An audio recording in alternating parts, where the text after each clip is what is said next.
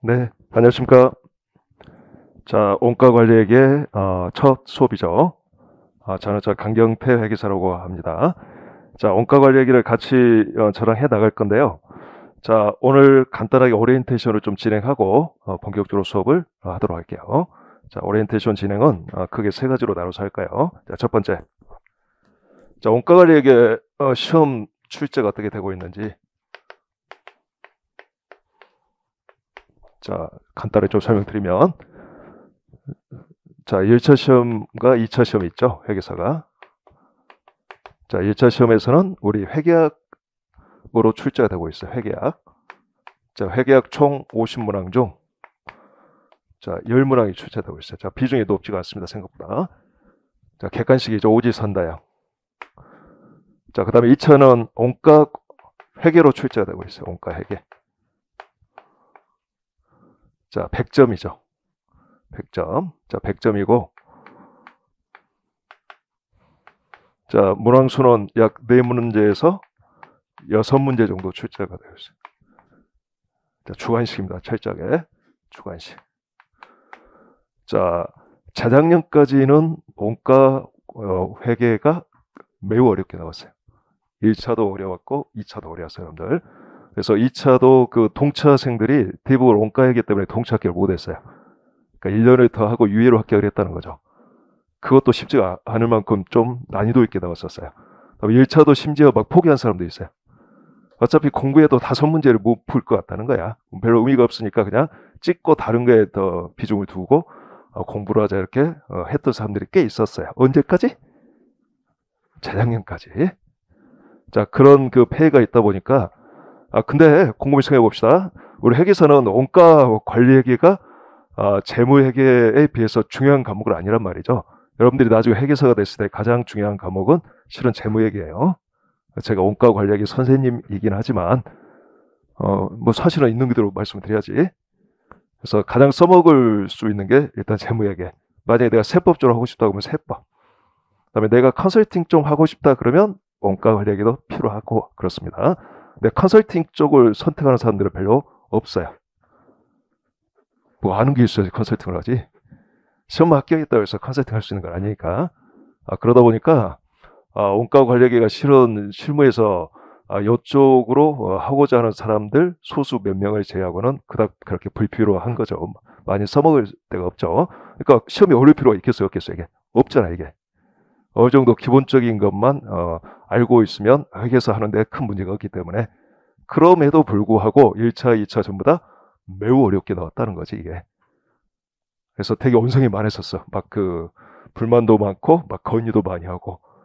그래서 이제 좀 반성하고 등등 어쨌든 뭐 그런 걸 받아들였는지는 모르겠지만 작년부터 좀 쉽게 나오고 있어요. 그래서 올해는 작년보다 더욱 쉬워졌고. 그래서 올해는 10문제 중에서 아마 기본 강의만 들어도 7, 8문제를 맞힐 수 있는 수준. 객관식 강의까지 소화를 잘했다 그러면 10문제 다 풀 수 있는 수준. 자, 여기서 수준이라는 게 주어진 시간 내 풀이를 말하는 거예요. 뭐 한 문제당 뭐 한 10분씩 걸리면 다 풀 수 있겠지. 근데 한 문제당 1분 30초 이내에 풀 수 있냐 없냐 이런 뜻입니다. 올해는 한 문제 정도 제하고 9문제 정도는 가볍게 풀 수 있었어요. 그러니까 공부할 만했고 특히 원가 관리 얘기를 잘 해둬야 되는 이유가 2차 때문에 그래. 2차에서 가장 어려운 게 원가 관리 얘기란 말이죠. 재작년까지. 그래서 원가 관리 얘기가 발목을 잡다 보니까 원가 관리 얘기 때문에 회계사가 못된 사람들이 꽤 많아요. 그래서 기본 강의를 좀 잘 들어두자 원가 관리 회계를 2차 잘 보기 위해서 자 이런 취지로 많이 설명을 했었는데 지금도 그 마찬가지입니다. 원가 관리 회계는 사람에 따라 완전히 극과 극이에요. 잘하는 사람들은 매우 쉬운 과목이에요. 저 같은 사람들. 농담. 이렇게 딱딱하지 분위기가? 원가 관리 회계 잘하는 사람들은 그냥 이거 쉬워요. 이게 별로 어렵지가 않아 이거. 못하는 사람들은 되게 어려워. 자, 여기 대부분 문과생들이죠. 물론 간혹 이과생도 있겠지만, 자, 수학 좋아하는 사람이 있어요, 없어요? 몇 명 있죠? 좀 이상한 사람들. 자, 문과지만 수학 좋아하는 사람들이 있죠. 자, 그러면 이제 간단하게 정리하고 방금 말했던 걸 토대로 과목 특징에 대해서 약간만 설명을 해드릴게요. 자, 어쨌든 시험이 많이 쉬워졌다. 이제 한 만큼 다음 점수 받을 수 있다. 예전에는 해도 크게 차이가 없었는데 이제는 한 만큼 점수 받을 수 있다. 그러니까 열심히 하자. 그래서 동차를 하자. 알겠죠? 이제 원가 관리에게가 동차학교 가는데 발목을 잘 예전만큼 잡지 않을 거다. 하면 할 수 있다. 자, 이렇게 정리할 수 있어요. 잠깐만, 이제 두 번째. 이제 과목 특징. 자, 과목 특징 첫 번째. 원가 관리에게 공부할 때 많은 사람들이 좀 헷갈려 하는 게 뭐냐면 용어예요, 용어. 자, 재무회계하고 세법은 용어가 딱 정해져 있어요. 세법은 법전에서, 재무회계는 기준서에서 딱 정해놨죠, 용어를. 그러니까 그 용어만 쓰는데 원가 관리에게는 어떤 A라는 사실을 지칭하는데 교수님들이 5분 있잖아요. 그러면 용어가 5개가 나올 수가 있는. 지 마음대로 써야겠죠. 즉 또 뭐 Z라는 용어로 표현했는데 이게 어떤 사람은 Z의 의미일 수도 있고 어떤 사람은 Z 다시를 의미할 수도 있는 거예요. 그러니까 공부할 때 가장 어려운 게 이 용어 문제인 것 같아요. 용어를 어떻게 내가 정의하고 어떻게 해석하느냐. 특히 2차 시험을 어렵게 생각하는 이유가 대부분 문제를 푸는 건데, 수학처럼 푸는 건데, 이게 깊게 들어가면 국어 문제란 말이지 해석의 문제인 거예요. 국어 실력을 요해 또. 국어와 수학을 다 잘해야 되는 거예요. 환장해버려 이게. 수학만 잘해서는 안 되는 거고 국어까지 잘해야 되는, 문제를 잘 해석을 할 수 있어야 되는 거지. 자, 그러니까 이처럼 해석을 어렵게 하는 가장 큰 주범 중에 하나가 용어가 통일이 안 되어 있다는 거죠. 앞으로 뭐 통일될 확률이 있다 없다? 없다. 원가 관리에게는 기준서가 없다. 즉 반드시 A라는 어떤 상황에 대해서 답이 하나가 아니다라는 거죠. 엄밀히 따지면. 자, 이 A라는 거에 대한 어떤 사실 상황에 대해서 합리적이고 논리적으로 풀다 보면 답이 2개가 나올 수도 있는 게 원가 관리 회계인 거예요. 무슨 의미인지 알겠죠? 그러니까 앞으로 그냥 뭐는 뭐다라고 딱 정해 놓을 수가 없다는 거지. 세법, 어떤 법전, 어떤 기준서가 있을 수가 없다는 거. 또 내부적인 회계가 대부분이니까, 관리에게는 또 내부 문제니까, 기업 내부 문제니까. 자, 그런 측면에서 자, 용어 통일이 안 되어 있다는 거지. 용어 X. 뭐 이러면 용어 없다? 용어 통일 X. 통일이 안 되어 있다는 거. 자, 그래서 수업 시간에 제가 알려준 용어만 일단 잘 기억을 해두세요. 알겠죠? 자, 이거는 무슨 의미고, 이렇게도 말을 하고, 이런 것들 알려줄게요. 시험에 주로 나오는 용어가 있기 때문에. 시험에 나오지 않는 용어까지 우리가 신경 쓸 필요는 없는 거고, 시험에 나오는 용어는 웬만하면 다 동의어들 알려줄 거니까, 그것들은, 기본세 다 있어요, 실은. 기본세. 그것들만 잘 정리를 해두시면 될 것 같아요. 자, 두 번째, 이제, 원가 관리기는, 자, 공부하는 방식이 수학 공부랑 비슷해. 우리 고등학교 때 수학 공부하고 비슷하다는 거지 수학 실력을 필요로 하는 게 아니에요. 자, 수학 싫어하는 사람들이 많잖아요. 그래서 수학 공부하고 비슷하다라고 하면 나 수학 싫어하는 사람들은 이거 되게 싫을 것 같아. 근데 자, 수학 실력을 요구한다, 요구하지 않는다?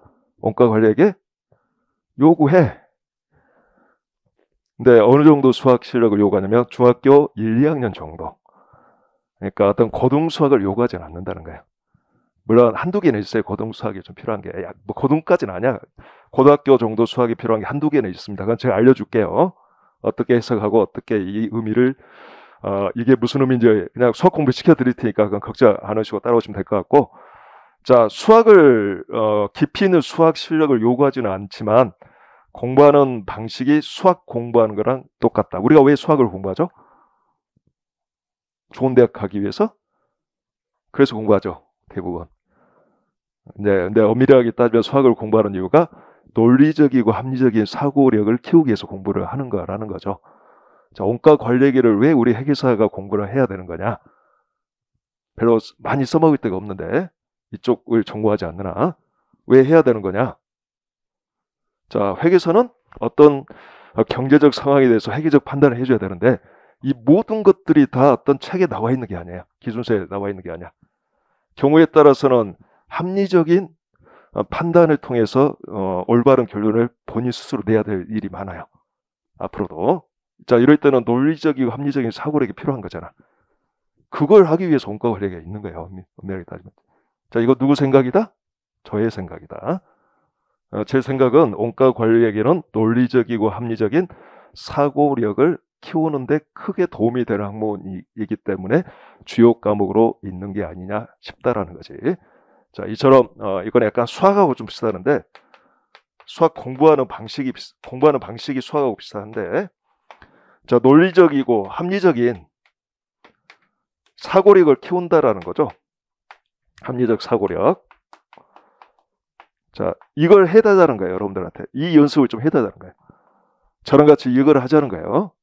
자, 그래서 1번, 2번 요 두 가지 특징 때문에, 자, 다른 과목도 선생님들이 이렇게 말씀들 하시죠. 외우지 말아라라고.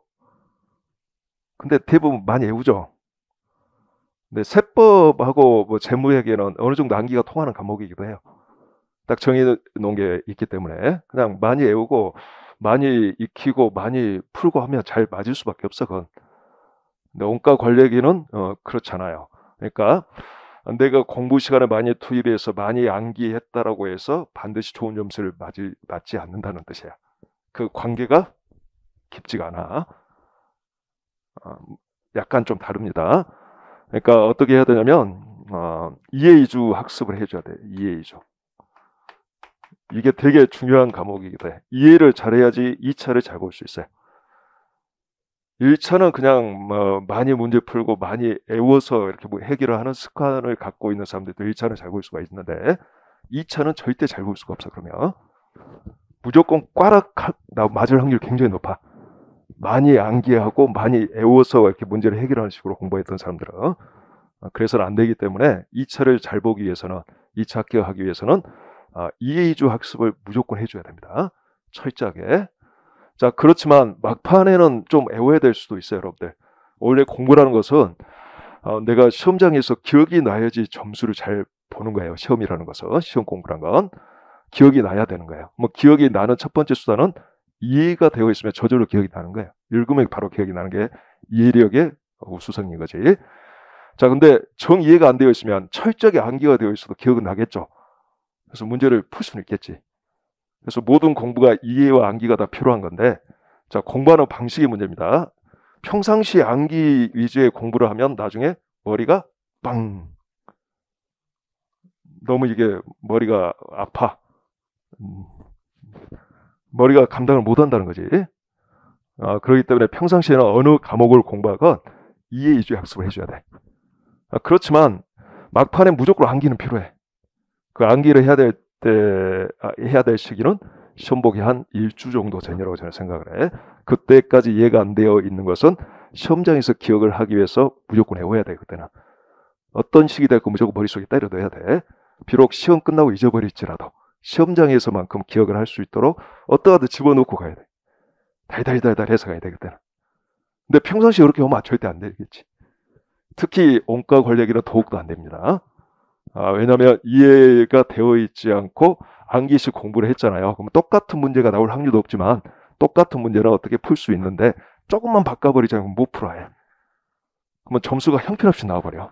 점수가.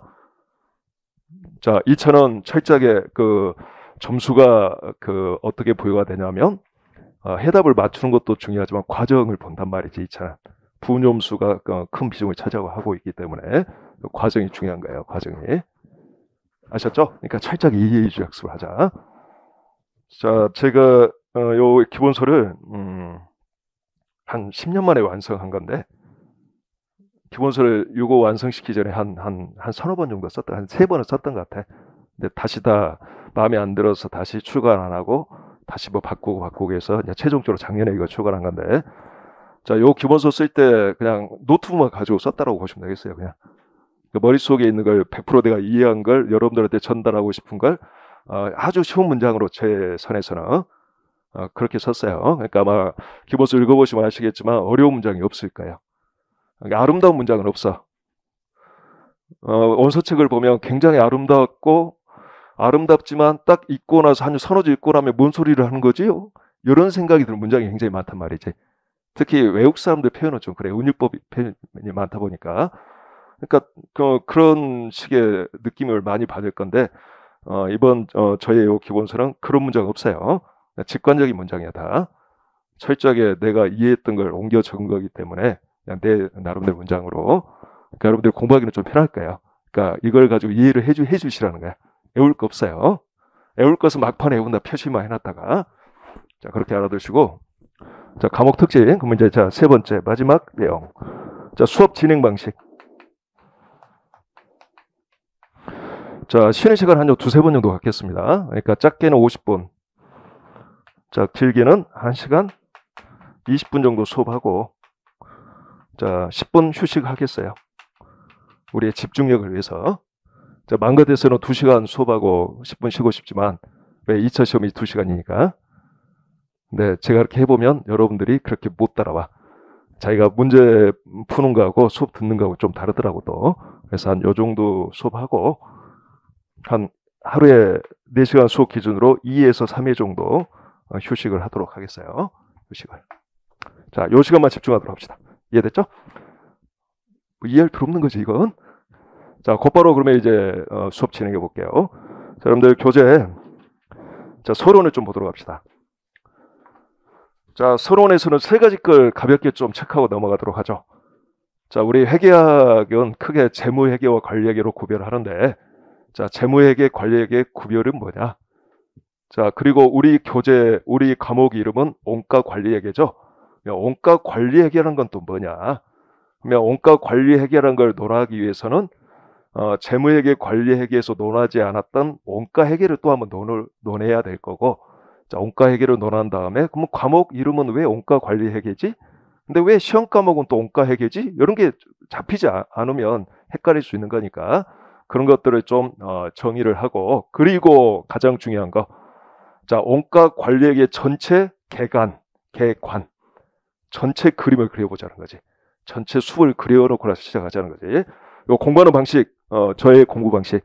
저는 이 전체 숲을 그려요, 일단. 어떤 공부를 하든지. 그리고 하나하나씩 이렇게 경계선을 딱 구별한 다음에 나무를 이제 심습니다. 머릿속에 이렇게 해. 머릿속에 이런 식으로 공부를 집어넣어. 이런 식으로. 그러면 딱 어떤 걸 공부할 때 휘발성이 약해. 상당히 휘발성이 좀 적어진다는 거지. 왜? 주소가 딱딱 입력이 되니까. 내가 현재 공부하고 있는 건 이쪽, 이 전체 숲에서 이쪽 분야의 이쪽 나무와 관련된 거야. 이렇게 딱 집어 넣어놓고 시작하니까. 그러겠죠. 자, 이걸 하기 위해서 이 원가관리회계 이 전체 숲하고 이 경계선 정도만 지금 미리 공부를 하자는 거예요. 이거 하나하나씩 나무를 수업 시간에 그려 나가면서 현재 우리가 뭐 하고 있는 거다라고 알려줄 거예요. 자, 이런 식으로 좀 정리를 해두도록 합시다. 자, 요거 하고자 이 서론이 있는 거다. 자, 교재 1페이지 보면 재무회계, 관리회계. 자, 여러분들 재무회계, 관리회계 시간에 이거 아마 수업 들었을 거라고 생각하지만 크게 회계는 재무회계, 관리회계가 있어요. 이 구별은, 자, 회계라는 이 회계 정보의 정보 이용자가 누구냐라는 그 구별에서 출발합니다.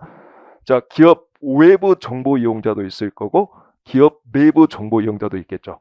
자, 외부 정보 이용자는 그 기업의 외부 시점에서, 외부 관점에서 그 기업에 관한 어떤 회계 정보를 필요로 하겠죠.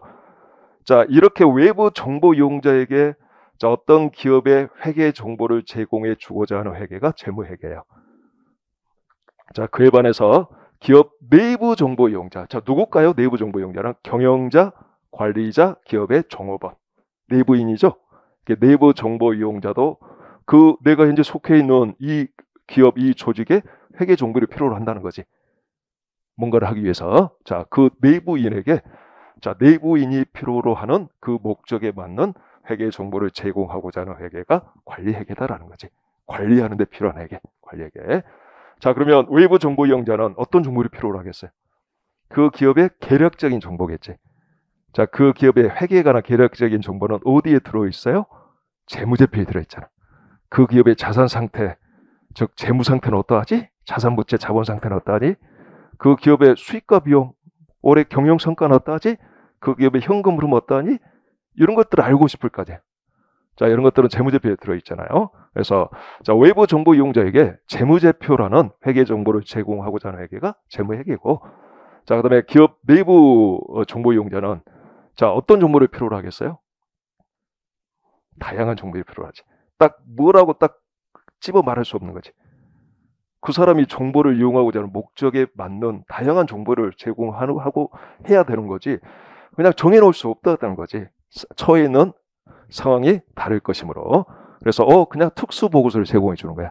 그 사람이 원하는 정보를 담고 있는 특수 보고서를 제공해 주고자 하는 거야. 이렇게 딱 찍어 말할 수 없는 거. 자, 그러면 이제 재무회계는 자, 재무제표 작성을 해서 외부인한테 주고자 하는데 자, 이때 가장 중요한 어떤 회계적, 질적 특성이라고 해야 되나? 뭘까요, 이게? 뭘 가장 유념하면서 이 정보를 제공해야 될까요? 신뢰할 만한 정보여야 되잖아. 외부인이 신뢰할 만한 정보를 담고 있는 재무제표여야 되는 거잖아. 그러니까 신뢰할 만한 정보여야 된다는 게 가장 중요한 초점인 거지. 신뢰성이 중요한 거야, 하자. 근데 관리에게는 뭐가 중요할까요? 내부인이 얘한테 주는 거야. 사장한테, 중간 관리자한테, 또는 어떤 하급 그 직원한테 주고자 해. 그 사람이 필요로 하는 정보. 바로 어떤 정보? 그 사람이 정보를 이용하고자 하는 목적에 맞는 정보여야 되겠지. 그래서 목적 적합한 정보여야 되겠지. 이게 가장 큰 차이점이에요. 신뢰할 만한 정보, 목적 적합한 정보. 신뢰할 만해야 되기 때문에 자, 신뢰할 만하기 위해서는 비교 가능해야 되고 누가 봐도 해석이 가능해야 되니까 자, 일일이 기준서에서 정해놓을 수밖에 없는 거야. 재무회계는 아시겠죠? 자, 이러이러한 것은 이렇게 처리해요 하고 이렇게 정해놓을 수밖에 없는 거지. 누가 봐도 해석이 똑같아야 되니까. 그에 반해서 관리에게는 그렇게 아니라는 거지. 그 사람 목적이 뭐야? 그 목적에 맞는 정보만 그냥 주면 되는 거지. 내부 문제니까, 내부. 근데 이걸 우리가 시험을 쳐야 되는 거잖아. 정답은 있겠지, 당연히. 그 정답은 논리적이고 합리적인 어떤 상황을 해결하는 과정을 통해서 최종 답은 있다라는 거죠. 이게 바로 우리 관리에게 공부하는 사고인 거고, 자, 논리적이고 합리적인 과정을 배우는 거다라는 거지. 정답은 줘야 되는 거니까. 이해됐죠? 자, 이렇게 좀 차이가 있는 거예요, 여러분들. 나머지는 뭐 그닥 뭐 중요한 게 한 가지만 더. 작성 기준. 재무회계는 당연히 뭐 기준서와 같이 일반적으로 인정된 회계 원칙 하에서 작성된 신뢰할 만한 재무제표를 제공해 줘야지 되는 거죠. 그에 반해서 관리하기는 이런 거 있어요, 없어요? 없다는 거지. 그냥 내부 문제니까 그냥 일정한 회계 원칙이 없어요. 그냥 목적에 맞는 정보. 그렇다고 해서 답이 없는 건 아니라는 거지. 논리적이고 합리적인 과정에 의한 결론은 줘야 된다는 거. 자, 정해놓은 건 없지만 이건 좀 구별해 주시기 바라고. 나머지는 됐고.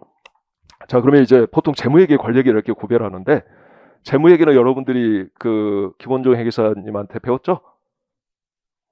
열심히 배우고 있죠. 지금 끝났나요? 그러면 이제 전문가 돼 있겠네. 고급회계도 끝났어요? 오케이. 그럼 이제 여러분들 재무회계 준 전문가 돼 있어. 관리회계는 이제 시작하는 거고, 관리회계는 저한테 배우는 거고, 재무회계는 이미 배웠고, 알겠죠? 관리회계는 이제 우리 중반 이후에 배우는 거예요. 우리가 중반 이후에. 그럼 초반에 우리가 뭐 배울 거냐? 다음 페이지. 자, 원가회계라는 게 갑자기 툭 튀어나오죠. 회계 테이블 위에 재무회계, 관리회계가 있죠. 원가회계는 없었잖아요. 자, 원가회계는 이게 완전히 어떻게 보면 간신배야. 한 발은 재무회계에다 걸치고 있고, 한 발은 관리회계에다 걸치고 있는 거야, 얘가. 그래서 원가회계라는 게 있는데, 원가회계는 자, 제조기업은 제품이라는 걸 생산하죠. 무에서 유를. 그러면 내가 생산된 이 제품에 이 제품 원가가 얼마인지 이 제품 원가 계산을 통해서 이 정보를 알고자 하겠죠. 상기업은 원가를 어떻게 계산해요? 상기업은 상품을 사서 진열 보관하고 있다가 파는 거잖아. 그럼 내가 살 때 들어갔던 돈이 있을 거 아니야. 그게 상기업의 상품의 원가인 거지. 그래서 보통은 취득 원가에다가 취득 부대 비용이 플러스가 된 금액이 내가 산 금액이 되겠지. 이렇게 상기업의 상품의 원가는 간단하게 계산할 수 있는데 제조기업의 이 제품의 원가는 다르다라는 거지. 나는 다양한 생산 요소를 구입해서 투입해서 무에서 유를 만들어서, 즉 무에서 아무것도 없는 거에서 제품이라는 유를 만들어서 소비자한테 파는 거잖아. 그러면 이 제품의 원가를 내가 계산해 줘야 될 거 아니야. 바로 그걸 하고자 하는 회계가 원가 회계예요. 자, 제조기업의 제품 원가 계산을 하고자 하는 회계가 뭐 이렇게 계산된 제품 원가 정보는 크게 두 개 회계에 도움이 되는 유용한 정보가 되겠죠. 자, 첫 번째는 재무회계에 도움이 되겠지. 자, 재무회계 대부분 그 기준서는 상기업 서비스업이 많아요. 제조기업은 별로 내용이 없을까요, 여러분들? 왜? 제조기업의 상당 부분은 원가 관리에게 이관을 해놓고 있다는 뜻이야. 똑같은데 회계 처리는. 근데 이게 이제 좀 더 복잡해 제조기업은. 그래서 간단히 말해서 자 제조기업의 제품 원가 계산을 해야지만이 자 재무제표 작성할 수 있다라는 거야. 자 제조기업의 재고자산 계정 과목의 금액이 얼마인지, 그다음에 손익계산서의 매출원가 금액이 얼마인지를 우리가 원가 회계에서 제품 원가 계산을 하지 않고서는 알 수가 없다라는 거야. 무슨 말인지 이해됐죠? 자 이렇게 해서 도움이 되는 회계가 원가 회계라는 거야. 그러니까 이렇게 생각하시면 되겠어요. 여러분들 재무회계 시험 볼 때는 이미 원가 회계에서 계산된 그 원가 정보를 줄 거예요, 제조기업. 그럼 그걸 가지고 그냥 재무제표 작성하는 거고, 시험이. 우리 이제 원가 회계는 재무제표 작성 별로 관심이 없어, 실은. 그건 재무회계 쪽이고, 우리는 재무제표 작성에 도움이 되는 이 제품 원가 계산을 해서 제품 원가가 얼마인지 이 계산을 하는 게 관심 있는 거지. 제품 원가가 얼마야 이거 계산하는 데 관심 있는 거지. 알겠죠? 그래서 제품 원가를 해. 그러면 이제 재무회계에서 그걸 이용을 한다는 거지. 재무제표 작성에 이용한다는 거지. 그리고 또 하나 관리회계에서도 이용하겠지. 관리회계는 회계를 내부 기업 내부 관리하는 데 이용하고자 하는 회계죠. 기업 내부 관리에 이용하고자 하는 회계야. 자 이럴 때도 역시 제품 원가 계산 정보가 필요하겠죠. 제품 원가 정보를 알아야지 기업 내부 관리를 뭔가 할 수 있는 사항이 있을 거 아니에요. 여기에 활용을 하겠지. 그래서 원가회계에서 자 제품 원가 계산을 했으면 자 관리회계, 재무회계에서 활용을 한다는 거지. 그러니까 중요하겠어, 안 중요하겠어요, 여러분들? 원가회계는 중요하겠지. 특히 여러분들이 나중에 회계사 돼서도 원가회계는 중요해요. 나중에 이제 한 4년차 정도 되면 재고자산, 3년차, 4년차 정도 되면 비로소 회계감사 나갔을 때 재고자산 계정 과목을 자기가 할 거예요. 1, 2년차 때는 시키지 않아. 못 믿어. 아직 약해. 할 만한 짬법이 아니야. 그래서 한 3년차 이상 되어야지 재고자산하고 매출원가 계정을 자기가 이제 맡아서 감사를 하게 되는데, 이때 이제 이 원가회계에서 배웠던 걸 많이 이용해 먹었겠죠, 여러분들이. 그래서 교재가 원가회계 한 권, 관리회계 한 권으로 되어 있죠. 원가회계 상당 부분은 뭐 다는 아니지만 상당 부분은 나중에 회계감사할 때 필요한 거예요, 여러분들. 근데 관리회계는 이제 컨설팅할 때 필요한 거지. 또 여러분들이 나중에 회계사 하다가 이제 기업 내부인으로 전직하고자 할 때는 필요하겠지. 관리를 해야 되니까. 쉽게 말해서 재무회계는 중간관리자 그런 느낌이 나고, 관리회계는 뭔가 좀 경영자 느낌이 나요. 좀 고급스러운 느낌이 나. 실제 그래요. 그냥 재무회계는 뭔가 열심히 닦는 사람 느낌이 나고, 관리회계는 그냥.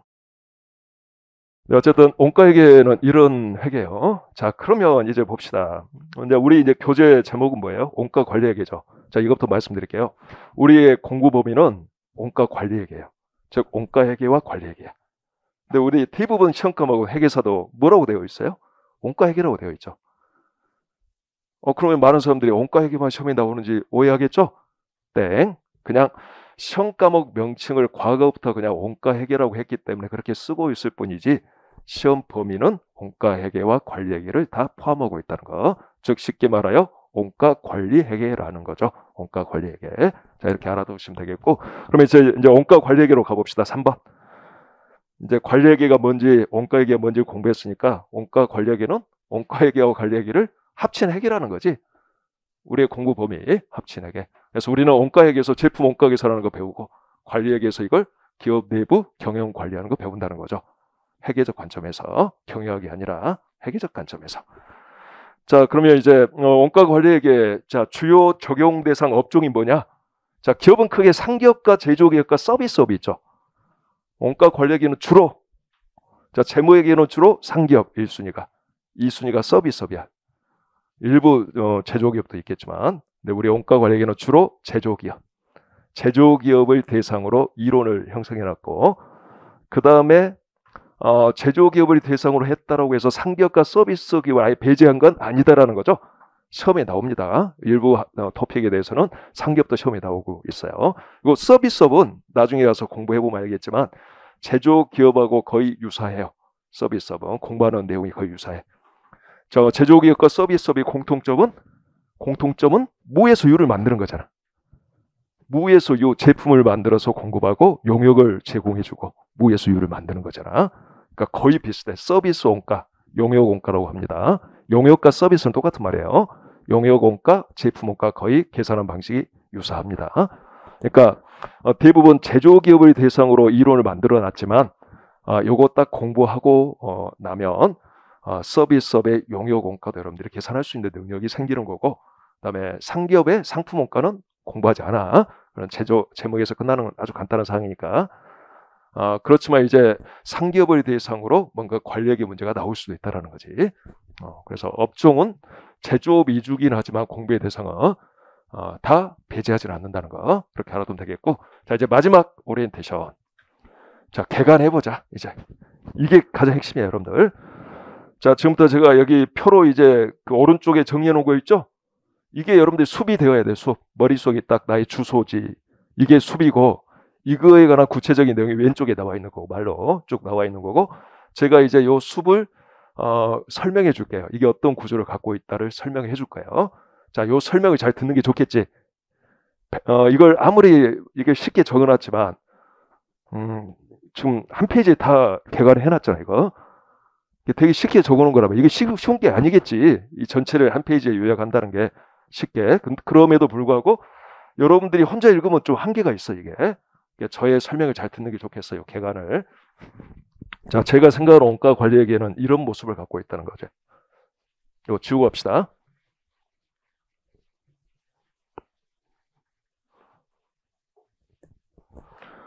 자, 크게 원가회계와 관리회계가 있어요. 구분해서 배울 거예요. 원가회계, 관리. 적을 필요 없습니다. 자, 먼저 원가회계부터. 자, 원가회계는 뭐가 목적이냐? 목적부터 알아야 되겠지. 한 가지 목적밖에 없어요. 제품 원가 계산하고자 하는 얘기다. 유일한 목적, 제품 원가 계산하고자 해. 제품 원가 계산 어떻게 할 거야? 제품 원가 계산을 위한 회계예요. 자, 그러면 여기서 공부하는 게 뭐겠어요? 제품 원가 계산하는 방법들을 배우는 거겠지. 자, 방법이 한 가지 방법만 있다면 책이 이렇게 두꺼울 필요가 없겠죠? 근데 우리가 배워야 되는 방법이 대략 말해도 약 36가지 방법이 있다는 거지. 대략 말해도. 그렇다고 그걸 1번 방법 1, 방법 2, 방법 36 이렇게 배우는 게 아니라, 이런 내용이 아니라 총 4가지로 분류해서 방법론을 배운 다음에 이것들을 각 자연스럽게 결합해서 원가 계산 방법들이 생긴다는 뜻이에요. 그러다 보면 총 36가지 정도 여러분들이 배우게 될 거예요. 대략 말해도 알겠죠? 갑자기 공부하기 싫어져요? 고작 36개야. 제품 원가 계산 방법들이 배우는 게. 현실은 수백 가지가 되겠지. 근데 수백 가지를 다 할 필요는 없다는 거야. 이 36가지만 알아도 충분하다는 거지. 이것만 알아도 원가회계 관리에게서 필요한 모든 방법들이 여러분들이 쉽게 말 그대로 조합해서 만들 수 있다는 뜻입니다. 자, 그래서 제품 원가 계산하는 방법들을 배우는 거예요. 원가회계는. 일단 목적은 알겠죠? 그럼 원가 계산하는 방법들이 어떻게 분류가 가능한 거냐? 자, 일단 4가지로 분류할 수 있어요. 자, 요걸 이제 여기서 배워보면 하나, 둘, 셋, 넷.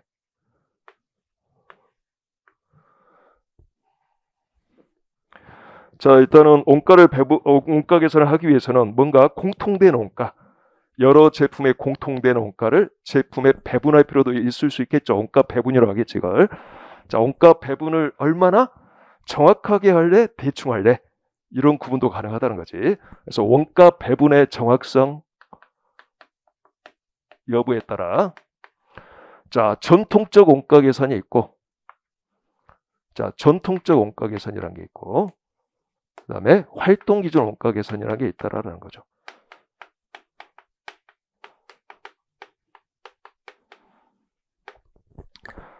자, 전통적 원가 계산과 말 그대로 최근에 등장한 원가 계산이 있다는 거죠. 뭐 최근이라고 해봤자 80년대 정도 생각하시면 되겠어요, 여러분들. 뭐 2000년대 이후가 아니라. 그래서 80년대 이전에 존재했던 그런 전통적 원가 계산 방법들과 80년대 비로소 등장한 새로운 원가 계산 방법, 활동적 원가 계산이 있다는 거죠. 뭐 전통적 원가 계산은 대충 하자는 거였겠지. 그때는 여러 가지 상황이 정확하게 하는데 한계가 있다 보니까, 자, 원가 효익 관점에서, 즉 경제성 관점에서 대충 하자라는 주의였고, 활동 기준 원가 계산은 원가 배분을 정확하게 하자라는 내용이겠죠. 자, 원가 배분을 대충 하자, 정확하게 하자, 이런 구분이다라는 뜻이에요. 그래서 일단 이렇게 구별을 하고, 자, 그다음에 이제 제품 원가를, 자, 제품 원가 이야기 됐다. 자, 어떻게 집계할래? 자, 제품을 제조하기 위해서는 제품 제조와 관련된 원가가 발생하겠죠? 이 원가를 발생한 원가를 어떻게 집계하려 하는 이야기야. 어떻게 모으려 하는 이야기야. 개별적으로, 개별 제품별로 따로따로 모을 수도 있고, 그냥 제조 공장별로 모을 수도 있잖아. 예를 들어. 그래서 따로따로 모을 수도 있고, 종합해서 모을 수도 있단 말이야. 개별적으로 모을 수도 있고, 그냥 모아서 종합해서 모을 수도 있고. 그래서 크게 개별 원가 계산과 종합 원가 계산으로 구별한다는 거지. 개별 원가 계산, 종합 원가 계산. 자, 제목 자체 개별적으로 모을 거냐, 종합해서 모을 거냐. 자, 그 다음에 제품 원가를 측정하는 방법도 달라질 수 있다는 거죠. 자, 다 발생한 다음에 1년이 경과하고 나서 사후적으로 측정할 수도 있잖아. 발생한 금액을 사후에 측정할 수도 있어. 이걸 실제 원가를 측정하는 방법도 있겠죠. 그래서 실제 원가 계산도 있고. 요 마스크. 말 한 번 하면 내려와. 자, 두 번째는 사후적으로 실제 원가로 측정하려고 하다 보면 회계 기간 중에는 제품의 원가를 모르는 문제가 발생하잖아. 모르잖아, 제품 원가를. 그럼 뭔가 관리회계에서 필요로 하는 원가를 모르니까 관리회계에서 도움이 되는 정보를 내가 제공해 줄 수 없는 그런 문제가 있겠지. 그래서는 안 되니까 미리 좀 정해 놓을 필요도 있겠죠. 미리 어떤 제품의 원가는 뭐 이렇게 측정하자라고 금액을 정해 놓을 필요도 있겠죠. 그래서 자, 일부만 정해 놓을 수도 있고 모든 제품 원가에 들어가는 이 생산 요소의 원가를 다 정해 놓을 수도 있단 말이야. 자, 이걸 우리가 하나는 일부만 정해 놓은 걸 정상 원가 계산이라고 그래. 정상 원가 계산. 자, 제품 원가를 어떻게 측정하려 하는 여기 측정. 자, 실제 원가로, 정상 원가로. 또 하나는 자, 모든 투입 원가 요소에 어떤 표준을 정해놔요. 표준. 자, 일부만 정해놓고 표준 다 정해놓는다는 거야. 다 표준으로 정해놓는다는 거야. 여기는 실제 발생한 원가로 나중에 측정하자는 거고, 이거 사전에 정해놓는다는 거. 그래서 실제 원가 계산은 사후적 원가 계산이라고 하고, 정상과 표준 원가 계산은 사전적 원가 계산이라고 돼. 자, 여기까지는 이해가 되죠? 지금 여러분들이 모르니까 가장 이해할 수 있는 용어로 지금 설명해주고 있어. 이게 정확한 용어는 아닐 수도 있지만 그냥 계략적인 윤곽만 잡자는 거예요, 우리가. 그래서 이렇게 세 가지 측정을 어떻게 할래? 실제 원가로 할래? 정상 원가로 할래? 표준 원가로 할래? 요구에 따라. 자, 한 번씩 따라서 해볼까요? 실제 원가 계산, 정상 원가 계산, 표준 원가 계산. 이렇게 구별할 수 있다는 거. 자, 제품 원가를 어떻게 집계할래? 요구에 따라 개별적으로 집계하면 개별 원가 계산. 자, 종합해서 집계하면 종합 원가 계산. 자, 따라서 해보죠. 개별 원가 계산, 종합 원가 계산. 밥은 먹고 다닙시다. 씩씩하게 따라서 하세요. 뭐 여러분들 공부할 때 혼자 소리 안 내고 하잖아. 근데 아까 원가 관리에는 용어가 통일이 안 되어 있지만 무엇보다도 공부에 중요한 건 용어란 말이에요. 용어. 용어의 의미를 정확히 알아야지 내가 공부가 편해져요. 어느 과목을 공부하건. 그러니까 용어는 익숙해져야 돼. 소리를 내서 하는 게 좋아. 그렇다고 독서실에서 혼자 시부렁시부렁 하면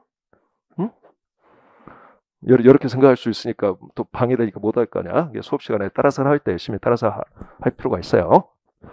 자, 그 다음에 이제 마지막 분류, 제품 원가 구성을 어떻게 하느냐. 제품 원가에 어떤 원가 요소를 포함시키려 하느냐. 어떤 원가 요소를 제품 원가로 볼래? 이런 이야기예요. 자, 이 제품 제조와 관련해서 발생한 모든 원가 전부를 제품 원가로 볼 수도 있겠죠. 전부를, 그냥 전부, 관련된 전부를, 이걸 전부 원가 계산이라고 하고, 그 중에 공장의 어떤 공장 건물의 감가상각비, 정액법에 의한 감가상각비는 또 곰곰이 생각해 보니까 제품을 한 개만 만들어도 발생하죠. 그렇죠? 그다음에 제품을 10,000개 만들어도 똑같은 금액이 발생하죠. 곰곰이 생각해 보니까 감가상각비는 제품 생산량이 증가하건 증가하지 않건 똑같은 금액이 발생하네. 이게 어떻게 제품과 관련됐다고 말할 수 있지? 이렇게 생각할 수도 있겠죠. 그래서 이건 빼자. 이거는 생산량의 변동에서 원가가 발생하는 건 아니니까 이건 빼자. 그래서 제품 원가의 변동에서 발생하는 원가만 제품 원가로 보자. 제품 생산량에 비례적으로 생산량이 증가하면 변동해서 어떤 원가의 금액이 증가하는 원가만 제품 원가로 보자. 이런 생각을 할 수도 있겠죠. 이걸 우리가 변동 원가 계산이라고 해요.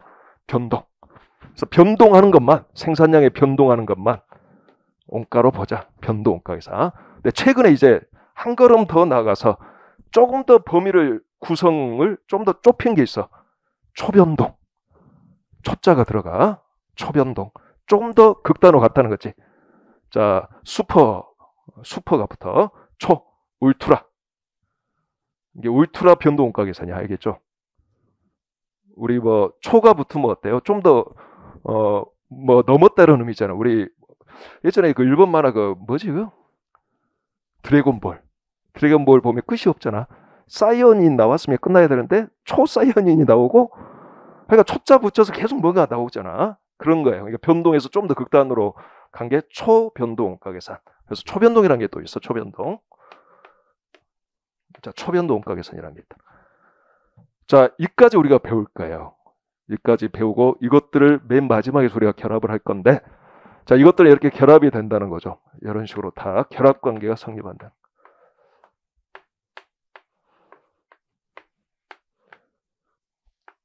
이렇게 다 결합할 수 있다. 자, 그러면 개수를 세볼까요? 여기 하나 좀 이따 설명할 거고.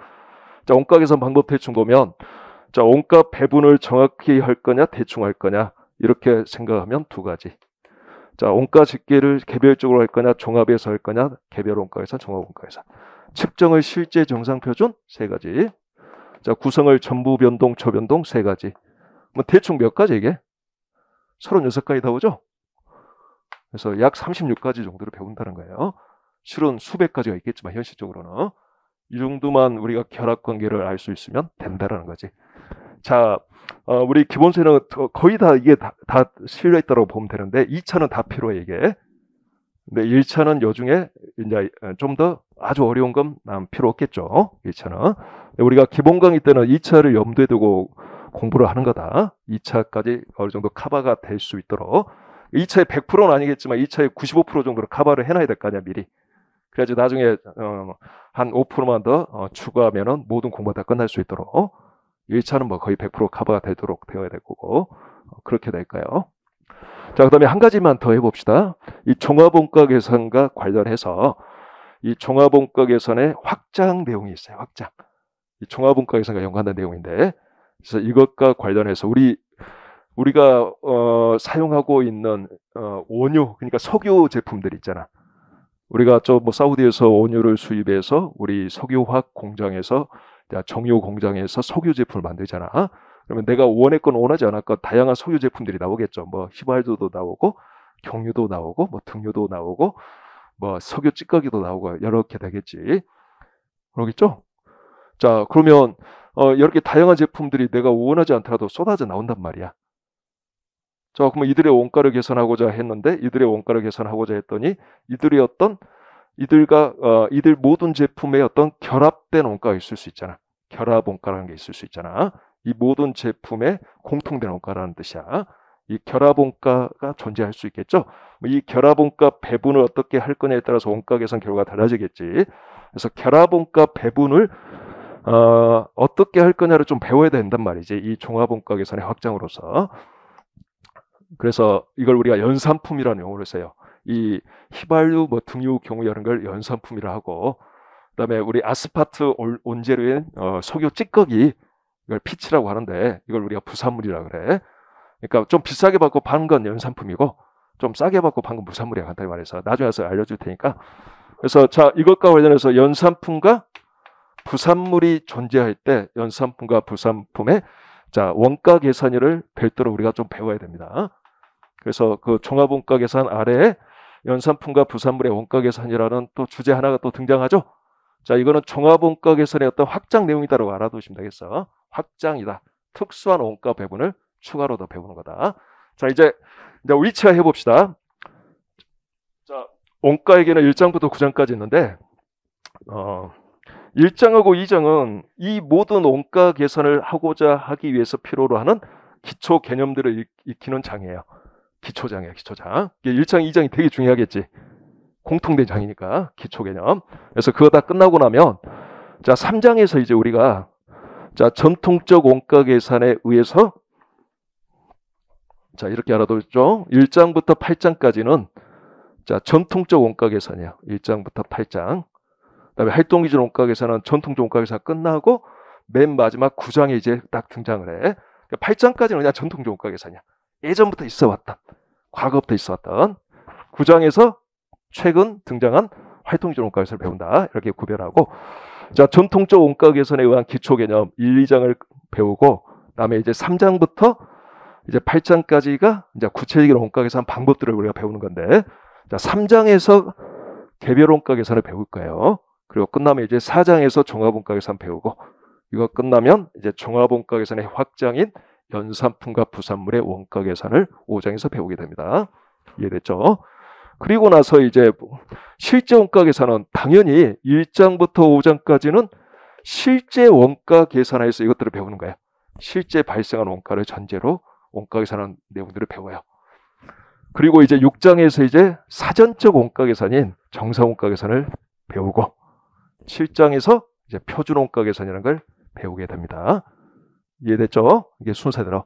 그리고 나서 이제 8장에 들어와서 나머지 걸 다 배워요. 변동 원가 계산, 초변동 원가 계산, 이걸 배워. 근데 이 전부 원가 계산은 1장부터 8장까지 다, 즉 1장부터 7장까지는 또 전부 원가 계산 하에서 배우는 거야. 그리고 8장에서 이제 첫 변동과 초변동이 이제 첫 등장하겠지. 그래서 전부 원가 계산과 비교해 하는 식으로 우리가 이제 배우게 되겠지. 그리고 나면 이제 전통적 원가 계산이 끝나고 9장에서 이제 활동 기준 원가 계산 배우고 이것들은 다 결합할 수 있다는 거, 이제 필요한 것들 우리가 배우게 될 거예요. 시험에 나오는 거 위주로만. 무슨 의미인지 알겠죠? 이렇게 한 바퀴 쭉 이렇게 돌게 될 거다. 자, 그래서 가장 중요한 게 이거죠. 자, 외부 보고할 때 인정해 주는 거. 이건 다 인정해줘요. 외부 보고할 때. 이건 다 필요한 거야. 외부 보고시, 즉 재무회계 목적에서 다 필요한 거야. 근데 이제 우리나라에서 외부 보고할 때 실제 원가 계산 인정, 오케이. 자, 기준서에 보면 표준 원가 계산도 인정할 수 있다라고는 되어 있지만 우리 원가 관리액에서는 인정 안 한다고 보고 배우게 될 거예요. 기준서는 할 수 있다고 되어 있어. 네, 시험 문제는 인정 안 해. 우리는 원가 관리액에는 그냥 인정 안 하니까 나중에 정상 원가 계산에 의해서 측정했으면 실제 원가 계산으로 바꿀 수 있어야 되겠지. 표준 원가 계산도 역시 실제 원가 계산하고 차이를 밝혀서 이쪽으로 바꿀 수 있어야 되겠지. 이런 것들이 등장하겠지. 그래서 실제 원가 계산 인정해주고, 제품 원가 구성은 우리나라에서는 전부만 인정해준다. 전부만. 뭐 나머지 이것들은 뭘까요? 그거? 자, 우리나라에서 인정 안 해주는 두 가지 방법, 측정, 두 가지 구성, 이것들은 관리액의 목적이 더 강하겠지. 관리액에서 필요하니까 우리가 좀 배우는 목적이 강하겠지. 재무회계 목적보다는. 이해됐나요? 자, 요거까지 좀 이렇게 미리 좀 체크를 해두면 오케이. 자, 요거까지 하면 이제 이 원가액이 끝나는 거야. 이제 원가 계산 방법들을 다 배우면 끝나겠지. 자, 그럼 이제 관리액으로 가봅시다. 두두두두.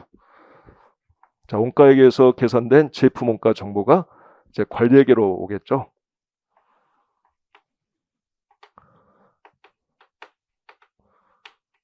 이게 가능할까 모르겠네. 자, 관리액에는 기업 내부의 이 원가 정보를 활용하는 회계죠. 기업 내부 활용을 다루고자 하는 회계. 자, 기업 내부 관리하는데 이 제품 원가 정보를 활용하고자 하는 회계를 의미한다는 거야. 경영학 전반을 의미하는 게 아니야. 제품 원가 정보를 기업 내부 관리하는데 활용하는 것만 배우는 거죠. 관리 회계예요, 회계. 자, 그러면 기업 내부 경영 관리는 과거 지향적이 아니면 미래 지향적인 걸까? 보통 우리가 관리를 한다는 것은 미래에 대한 뭔가 판단을 하는 거야, 아니면 과거에 대한 어떤 반성을 하는 거예요, 대부분. 관리의 핵심은 뭐예요? 미래 지향적인 거예요, 아니면 과거 지향적인 거예요? 둘 다 필요하긴 하겠지만 미래 지향적인 게 대부분이겠지. 그러니까 우리가 필요로 하는 제품 원가 정보도 과거 원가가 아니라 미래 원가여야 되겠지. 근데 우리가 여기 제품 원가 계산 방법들을 통해서 우리가 계산한 정보는 지난 1년 동안의 제품 원가 정보란 말이지. 과거 정보란 말이지. 이걸 그대로 관리액에서 이용하기는 좀 불합리한 점이 없잖아 있죠. 자, 그래서 뭐가 필요해요? 자, 이 과거 원가를 토대로 자, 미래 원가를 추정해서 관리액에 활용할 필요가 있겠지. 그러죠. 그래서 원가액에서 관리액으로 넘어가기 전에 자, 원가 추정이라는 걸 우리가 배우게 됩니다. 자, 미래 원가를 추정하는 거지. 추정. 관리에게서 필요로 하는 미래 원가를 알고자 하는 거지. 그래서 관리에게 가장 첫 번째 장이 원가 추정이에요. 원가 추정. 자, 요게 이제 10장이 되겠어, 여러분들. 관리에게 첫 번째 장, 10장이라고 말을 하겠지. 10장. 그 다음에 이제 관리에게로 이제 본격적으로 가보자. 그럼 관리에게는, 자, 크게 저는 이렇게 세 가지로 구별해서 배울 거예요. 자, 첫 번째, 관리에게에서 다루고자 하는 첫 번째 주제는,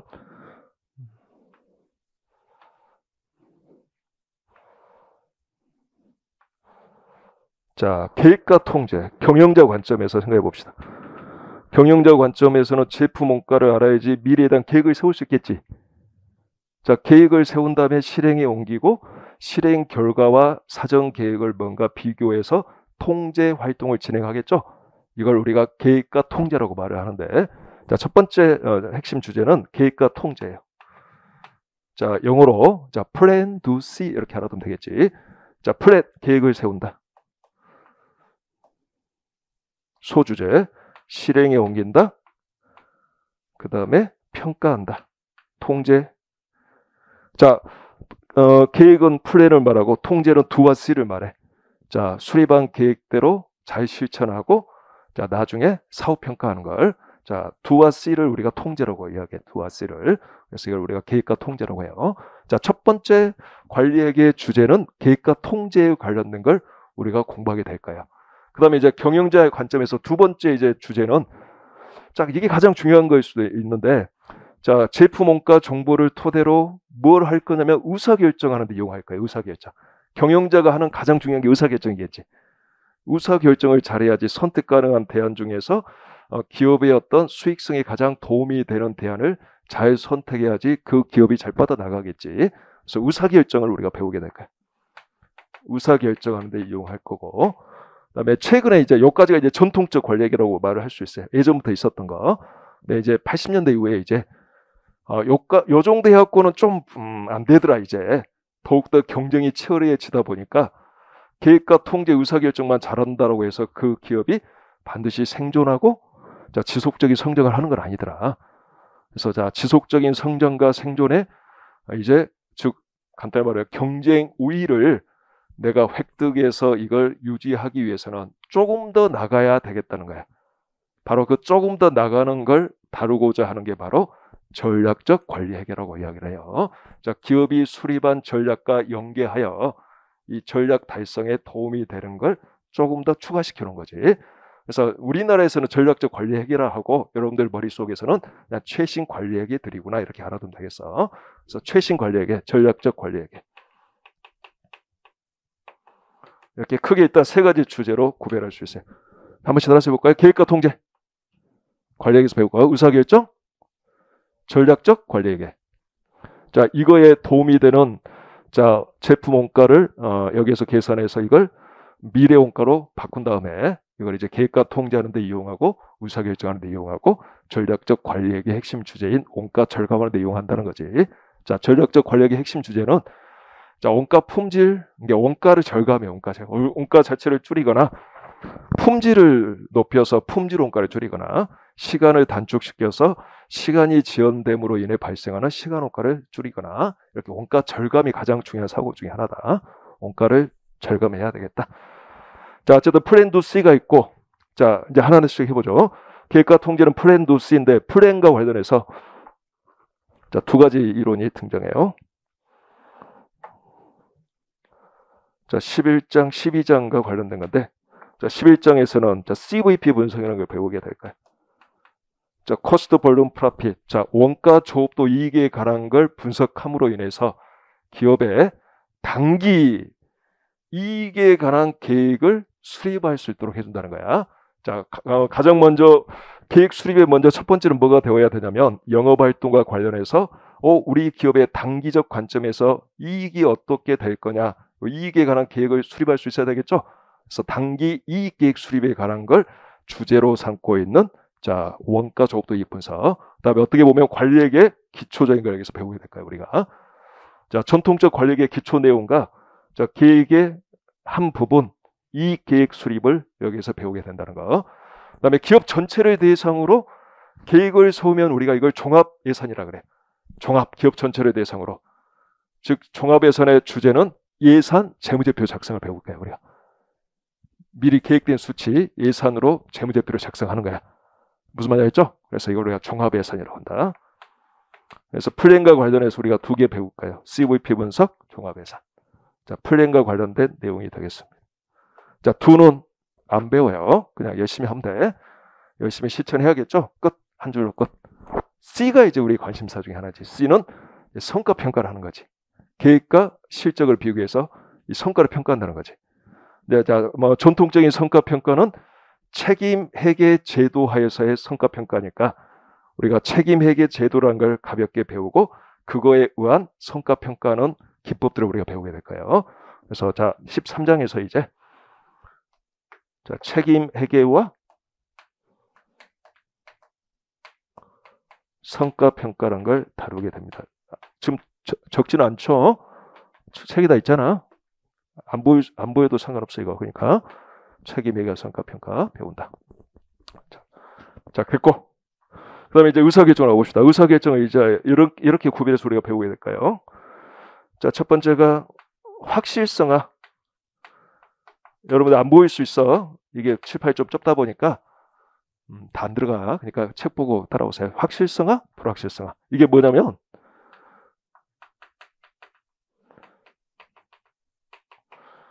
지금 전체 개관을 이해시켜 주려고 하니까 좀 쉽진 않아. 아무것도 모르는데 어느 정도 이해는 하면서 들어야 되잖아. 그냥 제목만 하면 나열해주고 싶은 게 아닌 거지. 확실성화는 이거예요. 의사결정할 때 뭔가 의사결정에 필요한 요소값을 확실히 알고 있다라고 전제하고 의사결정하는 거야. 뭐 단위당 가격은 100원이야. 이거 확실한 값이야. 뭐 단위당 제품 원가는 뭐 50원이야. 이거 확실한 값이야. 이렇게 확실하게 알려졌다고 생각하고 의사결정하는 걸 배워. 근데 이건 비현실적이죠. 확실하게 알려져 있지 않을 수도 있잖아. 뭐 우리가 이걸 불확실성의 의사결정이라고 하겠지. 그래서 불확실성의 의사결정은 가격이 100원일 확률과 150원일 확률이 존재한다고 봐. 그래서 100원일 확률이 60%, 뭐 150원일 확률이 40% 이렇게 확률이 등장하겠지. 약간 이제 수학이 등장해 이때는. 그래서 이 불확실한 상황을 전제로 의사결정 우리가 다루게 될까요? 그래서 확실성과 불확실성으로 구별하고 또 이 확실성화는 또 한 번 쪼개요. 자, 단기 의사결정, 장기 의사결정으로 쪼개. 물론 불확실성화도 깊게 들어가면 이렇게 쪼개지겠지만 대부분 불확실성은 그냥 단기적 관점에서 우리가 배우게 될 거예요. 자, 단기 의사결정은 이거예요.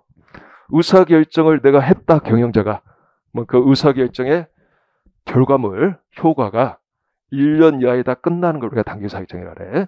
장기 의사결정은 내가 어떤 행한 의사결정의 효과가 1년을 초과해서 5년 동안 영향을 미치는 거.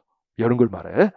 그래서 의사결정의 효과가 1년 이하에 끝나냐, 1년을 초과해서 지속이 되느냐에 따른 구별이다. 왜 이게 필요하죠? 단기와 장기는? 단기 의사결정은 화폐 시황가치를 따질 필요가 있을까 없을까? 여러분들 재무회계에서 그렇게 많이 배웠던 현재가치 평가 이런 거 할 필요 있을까 없을까? 없겠지. 짧으니까. 근데 의사결정의 효과가 5년에 걸쳐서 영향을 미친다면 지금의 화폐 가치와 5년 후의 화폐 가치는 같지 않은 거잖아. 그러니까 말 그대로 현재가치 평가를 할 필요가 있겠지. 화폐 시장 가치를 고려할 필요가 있겠죠. 그래서 화폐 시장 가치를 할 거냐 안 할 거냐 이게 가장 큰 화두가 되겠습니다. 구별. 그래서 확실성화, 확실하고 단기적 관점에서 의사결정을 배우는데 요게 이제 자 14장에 등장하는 자 관련 원가와 단기 의사결정이 되겠어. 자 관련 원가와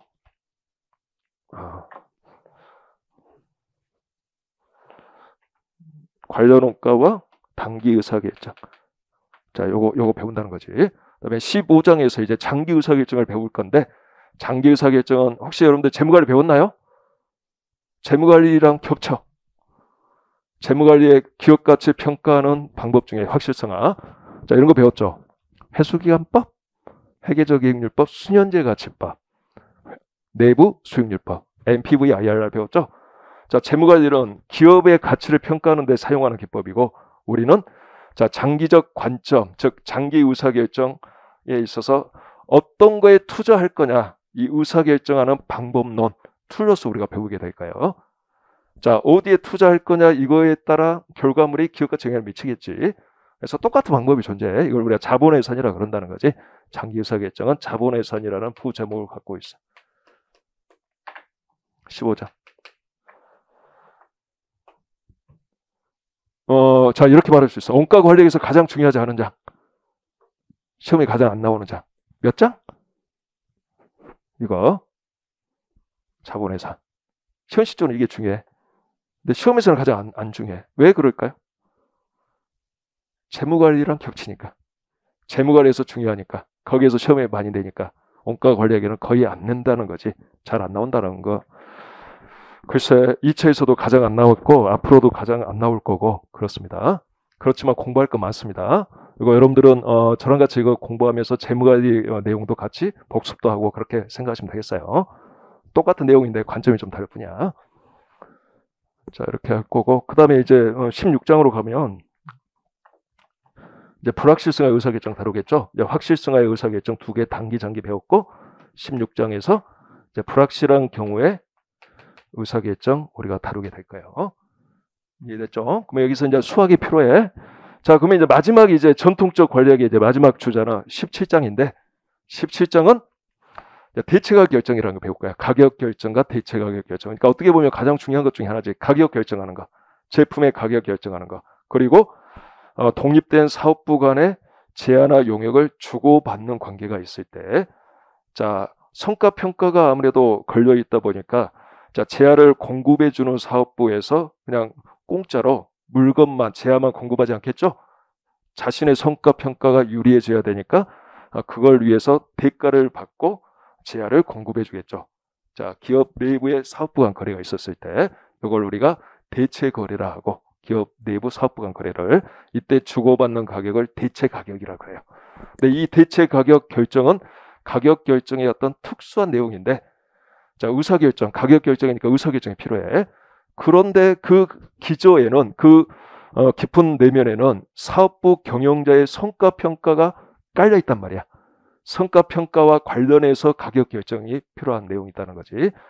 그러니까 이 대체가격 결정은 자, 여기 프렌드 C의 C, 성과평가와 요 C, 성과평가와 그다음에 이 확실하고 단기간 이 단기 의사결정 이 두 가지 내용이 동시에 다 이해하고 있어야 된다는 뜻이. 이 두 가지가 다 영향을 미치고 있는 어떤 특수 주제라는 거지. 그래서 여기까지 다 배우고 나서 17장에 자, 가격 결정과 대체 가격 결정이라는 걸 우리가 공부하게 될 거예요. 그래서 자, 그 양쪽에 이렇게 연결되어 있죠. 17장. 자, 2차에서 굉장히 자주 나오는 주제이기도 한다. 이거 중요성 표시는 좀 더 한꺼번에 해줄 거니까 그때 표시합시다. 이해됐죠? 여기까지가 만약 여러분들이 2000년 이전에 회계사 공부했다 그러면 여기까지만 배우면 끝. 요거는 안 배워도 됐단 말이지. 전략적 권력에는. 근데 이제 2000년 이후에는 요게 이제 시험법에 속해 있다는 거지. 요거 이제 배우게 될 거예요. 그다음에 아까 활동기준 원가 계산 만약에 1990년 이전에 공부했다 그러면 이거 안 배워도 됐단 말이야. 우리나라에서 최초로 시험에 나온 게 90년인가 그때 나왔었어요. 본격적으로 나온 건 2000년 이후고 역시. 그러니까 예전에 배웠었으면 이건 활동기준 원가에서 날리고 전략적 관리에게는 날려도 됐는데 지금은 이제 공부해야 된다는 거지. 자, 전략적 관리에게는 두 가지로 우리가 구별해서 배울까요? 하나는 자 18장에서 자 전략적 관점에서의 다양한 원가 관리 기법들을 배우게 될 거야. 전략적 원가 관리라고 말을 해요. 요거의 주제는 뭐냐면 원가 절감이 원가를 줄이고자 하는 사고야. 원가 절감. 원가 절감. 원가 자체를 줄이거나 아니면 품질을 높여서 품질과 관련된 원가를 줄이거나 시간을 단축시켜서 시간 원가를 줄이거나 어쨌든 뭐가 될까 원가를 줄이고자 하는 사고야. 그다음에 과거에는 관심을 두지 않았던 즉 화폐 금액으로 관리를 하지 않았던 품질과 시간을 화폐 금액으로 관리하고자 하는 사고가 들어가 있어요. 과거에 품질 어떻게 관리를 했을까요? 과거에는 불량률 몇 프로 이렇게 관리를 했겠죠. 근데 지금은 이제 불량률 몇 프로야 이런 관리도 필요하겠지만 너 불량품이 이렇게 발생하면 이 불량품과 관련된 품질 원가가 금액이 뭐 100억이야 이렇게 말을 한다는 거지. 이 100억을 10억으로 줄이면 90억만큼 수익성이 개선될 거 아니냐. 이런 식의 관리 포인트를 우리가 배운다는 거지. 이해됐나요? 이제 그런 것들이 나와요. 그래서 원가 절감에 관해서 하고, 마지막 이제 19장은 이제 전략적 관점에서 다양한 관점을 포함시켜서, 즉 이쪽에서 우리가 책임회계와 성과평가라고 하여 이걸 우리가 전통적인 성과평가라고 하는데, 전통적으로 있었던 성과평가, 이거는 주로 재무적 측정점만 썼단 말이야.